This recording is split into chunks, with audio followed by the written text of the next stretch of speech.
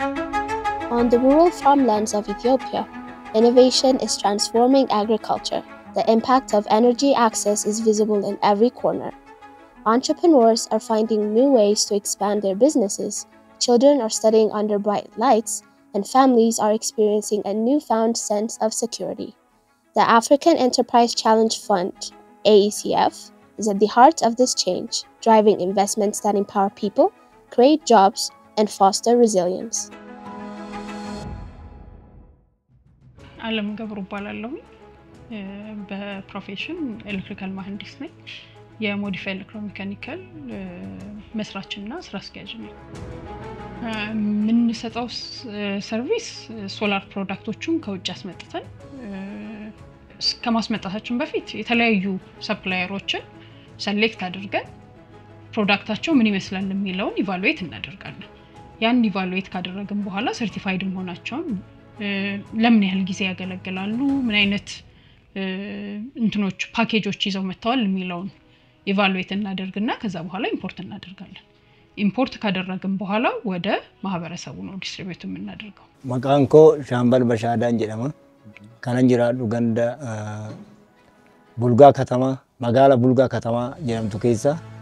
ዘርፌ ወለጣን ጀደማ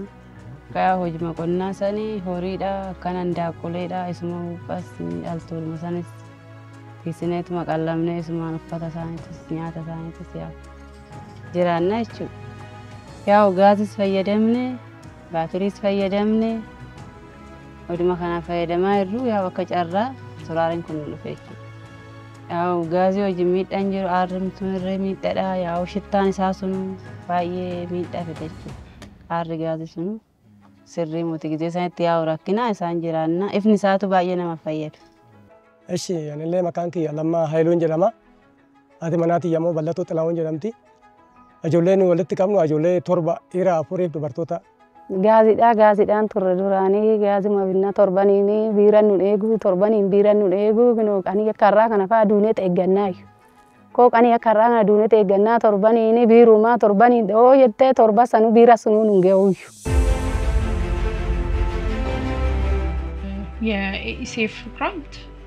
እኛን እንደ ካምፓኒ ወደ ሶላር ሴክተር ዳይቨርሲፋይ እንድናደርግ በደንብ አግዞናል ከዛ በተጨማሪ ደግሞ ቴክኒካል አሲስታንስ ማግኘታችን እይታችንንና ቢዝነስ የምንሰራበትን ፐርስፔክቲቭ በጣም ለውጦታል እኔም እንደ ካምፓኒ ደር ዘንድ ደግሞ እንደ ስታፍም ጭምር እይታችንን በጣም ቀይሮታል ስለዛ በጣም እናመሰግናለን ከዛ ውጪ ደግሞ ሴክተሩ ላይ ያሉትን ኦፖርቹኒቲዎች እንድናያቸው እድል ፈጥሮልናል ስራ እየሰሩ ገንዘብ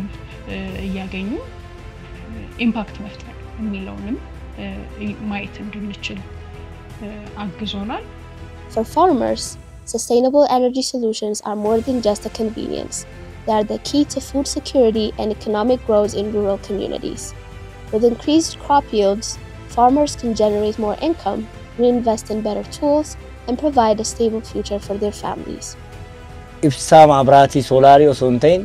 akka ibsa mabratit kan nu fayyade tawsa alkan guya kan hojjetu tawsa deebisemo ibsaan kun alkan guutu kan bulu chargerii kan nu taasisu baatirii kan ittiin guutan reediyoollee kan ittiin guunnu kan mataa isaa kan qabu kan baay'ee nu fayyadu ta'uusaati kan itti dabalu kanuma garuu dhaabbata kana fide baay'een galateeffadha akka kiyyaatti galateeffachaa jirra ummanni hafanillee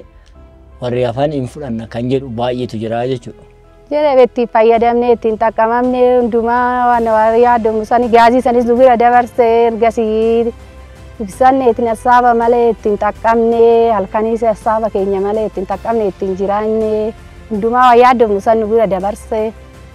yaawani anno erga soraali kan argadde kan akkana kan baay'ee tokkotu hundumaanu fayyadamaan jira abiso chargerii kaase hunda kana fayyadamaan jira keessa dabre tokkollee wanneen irra dabreen jira akkasuma immoo ndoo mana ijoollee mataa kan haadu faana dhufe ormallee immoo akkasitti na yaada fiira akkatti fayyadamaa kan isaanillee gorsuun qabaa